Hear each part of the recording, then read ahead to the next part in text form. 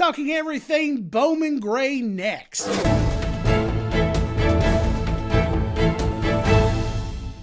Hello everyone and welcome back to the channel. I'm Professor Lars and this is Hitting the Wall Racing. We're a little over a month away from the first laps being turned in the NASCAR Cup Series. Of course, I am talking about the Clash. The Clash was moved from last year, in the last couple years, where it was held at the Coliseum in Los Angeles. It is now going back to its roots.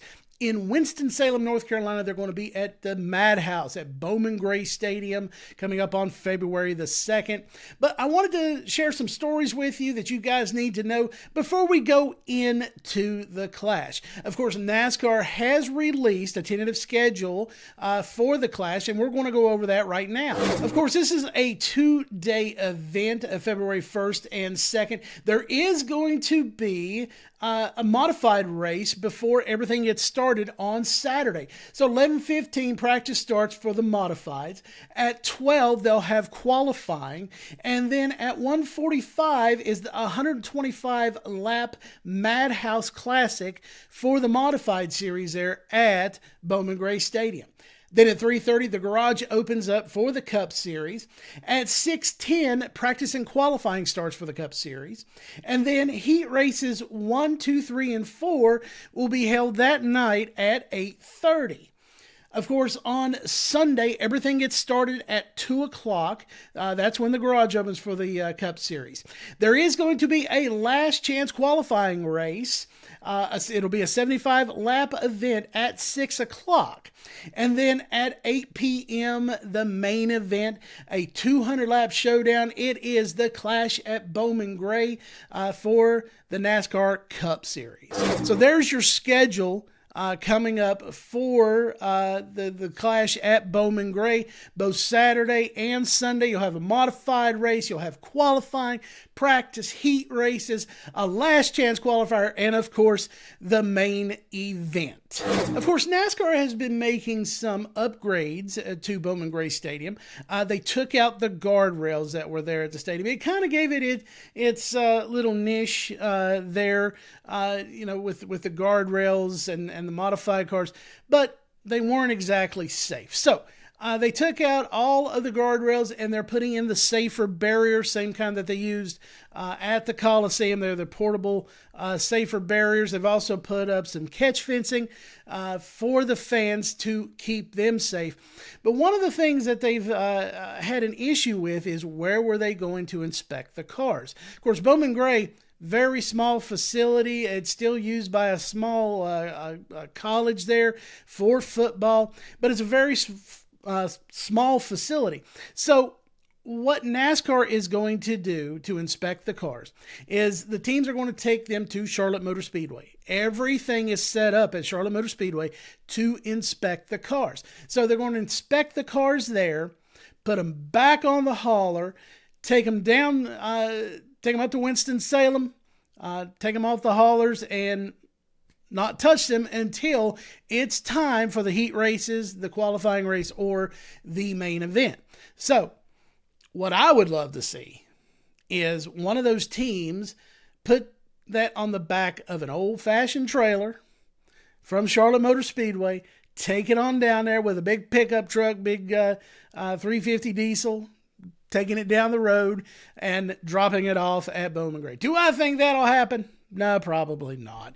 Those haulers are part of their branding for their sponsors and all that. So I don't think that would happen. But it would be pretty neat to see a team put it on the back of an old trailer and bring that car over and dump it off and get ready for their race. And of course, the last bit of information that you guys need to know before the Clash happens is that the winningest driver at Bowman Gray in the modified series, he's going to attempt to make the race. Tim Brown, he has 101 victories at Bowman Gray, along with 12 modified titles. He is going to try to make the race through Rick Ware Racing. Now, he is a shot guy at Rick Ware Racing. Like I said, he's had 101 victories. He's got the most wins at Bowman Gray Stadium. The thing that he lacks is experience with these cup cars. Now, he got into racing with the expressed intent of becoming a Cup Series driver. Well, that didn't happen. He became one of the boys back at the shop, working on the car, getting the car ready.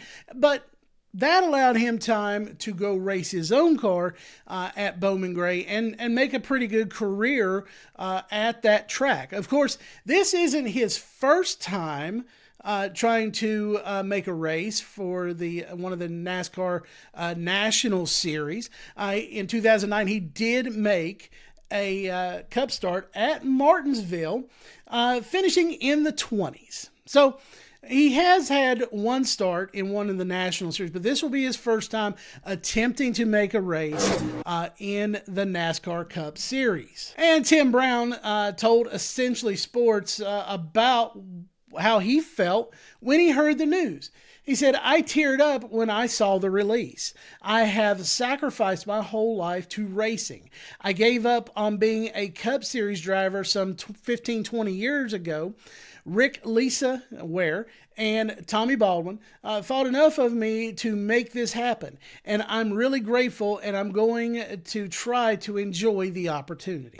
So I'm really happy for Tim Brown. He's getting this chance to live his dream and run a Cup race. Even though it's at Bowman Gray, he's got kind of an advantage as far as knowing the track. But like I said before, he doesn't know these Cup cars. So it'll be somewhat of a learning curve for him. I hope he does well. I'd like to see him make the main show and, see what happens from there. If you like this video, give it a like. If you like what I'm doing overall, hit that subscribe button with the notification bell so you don't miss anything. We've grown since we hit our goal of 200 subscribers. We're up 236. So keep hitting that subscribe button, guys. I would really appreciate it. And I'll see you in the next video.